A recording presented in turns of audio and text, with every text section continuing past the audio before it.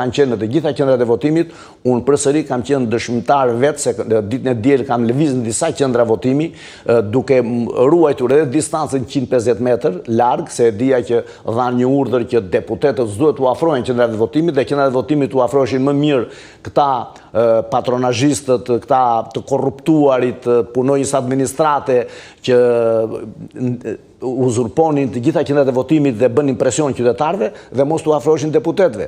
Dhe në një rast ku unë kam vajtur te qendra e votimit ku do të votoja vetë, i kam gjetur brenda territorit, madje i kam denoncuar në rrjetet sociale, zonja me listën e votuesve në përduar ku verifikonin të gjithë qytetarët që hynin brenda, i pyesnin, i mirnin në intervistë kush mungonte, si mungonte, këdo votosh. Pra raste të kësaj natyre ne kemi denoncuar dhe presim që ndoshta spaku është në vazhdim për t'i hetuar këto raste dhe për t'i bërë shembull konkret pastaj të vazhdimësisë së zgjedhjeve. E drejtë, zoti Baçi, rinumërimi do të prodhojë ndonjë gjë pozitive?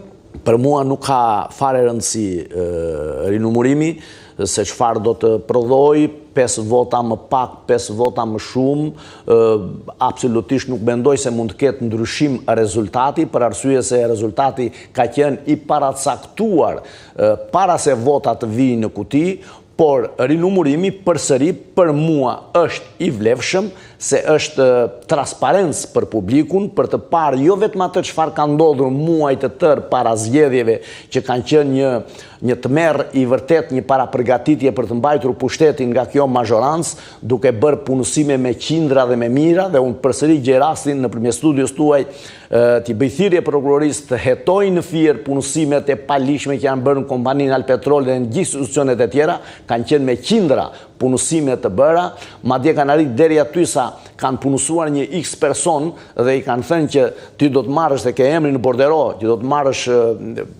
700-800.000 lekë të vjetra pak, po gjysmë do t'i japësh një Y tjetër person, për arsye se quhet dhe ai punësuar se nuk bëjnë ndonjë punë, thjesht në Alpetrol shënojnë emrin dhe vjen marrin pagë, vende bankomati një herë në muaj, nuk bëjnë asnjë lloj pune. Pra, të filloj hetimi për këto dhe duke mos harruar dhe mos lënë pas dore gjithë investimet elektorale ku u mbytën në të gjithë qarkun e Fierit, por sidomos në bashkinë e Fierit, në rrugët rurale, brenda në qytet, në disa lagje periferike të qytetit, duke mbushur me rër bituminoze dhe me zhavor gropat, duke mashtruar dhe duke hedhur hi syve qytetarëve. Pra, parë në këtë këndvështrim, unë mendoj se ka shumë hapësira për të hetuar, për të publikuar dhe për të nxjerrë në dritën e diellit për ndërkombëtarët. Është e vlefshme kjo se qytetarët shqiptarë janë të gjithë të bindur për maskaradën e 11 majit. Ka qenë një farsë e vërtet, një gënjeshtër e vërtet, nuk ka pas zgjedhje, ka pasur votime dhe mos harrojmë votime ka pasur edhe para 90-s në kohën e diktaturës. Njerëzit venin dhe votonin me këngë dhe me valle, ndryshe mendonin, por aty thoshin të rroj partia dhe vinin dhe votonin. Njëjtën gjë ka bërë Edi Rama këtë radhë, por në kushte të tjera, në situata të tjera, me mënyra të tjera. E drejtë, zoti Baçi, Edi Rama sot gëzon të njëjtat vota, por 10 mandate më shumë të konvertuara. E ndjeni gabim të bërë nga përfaqësuesit tuaj në firmosjen e ndryshimeve të atij kodi zgjedhor? Adriatik Lapaj madje më ka thënë që në takimin e fundit ka qenë i pranishëm në atë sallë dhe është miratuar kodi i propozuar nga Partia Demokratike. Nuk mendoj se ka qenë kodi i propozuar nga Partia Demokratike dhe nuk ka qenë kodi i propozuar nga Partia Demokratike, ka qenë një diskutim që është bërë midis Partisë Demokratike dhe Partisë Socialiste për kodin zgjedhor dhe është rënë dakord të ne duhet ta pranojmë për këtë kod zgjedhor që për mua është një kod zgjedhor më i keqi që ka qenë ndonjëherë dhe nuk bën fare që duhet ndryshuar menjëherë, por ajo që e kemi thënë shpeshherë dhe para zgjedhjeve, Partia Socialiste duke vënë kusht mos përfshirjen e diasporës, mos pranimin që diaspora të ishte pjesë e zgjedhjeve, Partia Demokratike pranoi një zgjidhje të ndërmjetme vetëm për hatrin që dhe diaspora të miratoi. Por ju sugjerua aso kohë të mos e pranonte atë formulë sepse nuk ishte në favor të saj. Po për mua do të ishte shumë herë më mirë ai kodi I parë që ishte se i kishte po, patjetër se i kishte që të gjithë në lojë, sesa një kod i tillë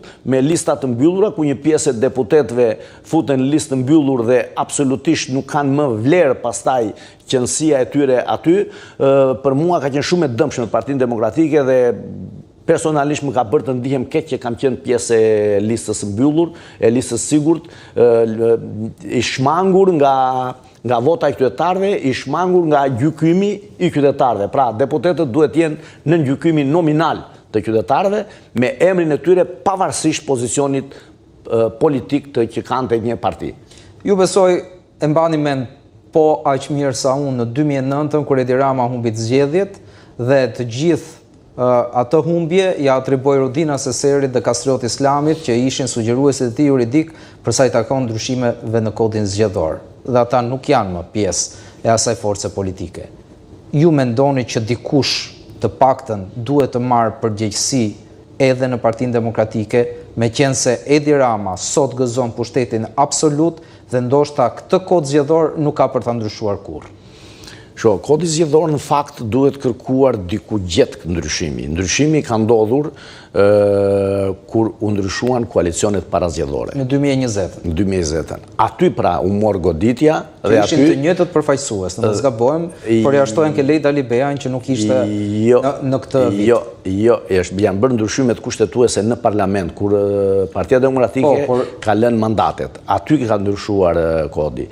Pastaj me situatën që u krijua me faktorët politik që u mblodhen pavarësisht se ne ishim jashtë parlamentit, nuk pati më ndryshimet e kësaj natyre. U vendos herësi, u vendosën ishte kodi zgjedhor që e ndryshua. Drejt, por u vështirësua edhe më shumë me ndryshimet e korrikut të vitit të shkuar. Mendoj se krahasimi që ju bët për përfaqësuesit politik që ishin përgjegjës për atë kod zgjedhor në kohën e PS-s dhe me përfaqësuesit politik Partisë Demokratike nuk shkon për arsye se unë do të thoja që përfaqësuesit që vënë dhe bëjnë negociata nuk mendoj dhe nuk është se vënë me mendjen e tyre. Në fund fare, ai kod votohet në parlament dhe kushdo nga ne deputetët ka qenë aty dhe ka votuar. Kështu që përgjegjësia për mua është... Korriku në vitin e shkuar ishte gjithçka e bazuar në një grup pune i cili dha votën e tyre, jo veton, dhe çdo gjë pastaj ishte u votuan në parlament. Por në fund fare u votuan në parlament. Dhe që të gjithë ne ishim pjesë e këtij votimi. Nëse atëherë ne nuk do të ishim dakord, duhet të kishim kontestuar me vot që mos të kalonte ky kod. Pra, parë në këtë këndvështrim unë nuk jam asnjëherë me atë për të ngarkuar me përgjegjësi përfaqësuesit që ngarkon grupi parlamentar, se ata kur vend flasin në emër të grupit parlamentar dhe nuk flasin në emrin e vet. Në momentin që votohet, pavarësisht se mund mos kemi qenë dakord, por ama kemi votuar se pat një vendimarrje politike, atëherë nuk i linde drejta as kujt as mua për të ngarkuar me përgjegjësi përfaqësimin politik të grupit parlamentar të Partisë Demokratike dhe për të shmangë nga përgjegjësia veten tonë. A janë të vërteta informacionet se në shtator pritet ndryshimet më dha në Partinë Demokratike? Nuk kam ndonjë informacion të tillë, ndryshimet normal që duhet të jenë, patjetër që një parti politike në rastin konkret Partia Demokratike dhe kur del në një proces zgjedhor edhe kur fiton, patjetër ka analizë dhe ka riparje të mënyrës se si është punuar dhe të mënyrës se si është drejtuar. Patjetër, shumë e domosdoshme madje, që të ketë një analizë të brendshme pavarësisht maskaradës, farsës zgjedhore që ka ndodhur, përgjegjësia e çdo njërit prej nesh është evidente.